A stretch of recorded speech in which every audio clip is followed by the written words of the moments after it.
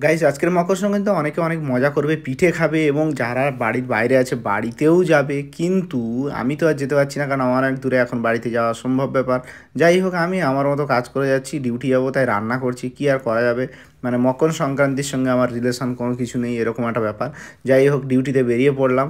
আর যারা যারা বাড়ি যাচ্ছ অনেক মজা করো, পিঠে খাও, কিন্তু আমি তো যেতে পারলাম না। আর এখানে জাস্ট দেখো, তোমাদের দেখাই বাজারে কত আঁখ উঠেছে, ফলমূল উঠেছে, মানে এগুলো সব পুজোর জন্যে।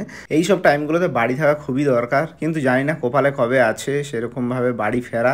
তো যাই হোক, যারা আমার ভিডিওগুলো দেখো তাদের অনেক অনেক ধন্যবাদ, কারণ অনেকেই আমার ভিডিও দেখো এবং আমাকে লাইক করো, বেশ ভালোই লাগে। বিকেলে ডিউটি শেষ করে সন্ধ্যাবেলা রুমে ফিরছি, ফিরে এখানে এসে খাওয়া দাওয়া করে নিলাম। অনেকক্ষণ থেকে মনে হচ্ছে কিছু একটা শুকনো জিনিস খেতে ইচ্ছে হচ্ছে শুধু বারবার। তারপর বন্ধুকে বললাম চল একটু বাইরে দিয়ে ঘুরে আসি, বলে এখানে সেই নল খাবারটাই খাওয়া দাওয়া করছি।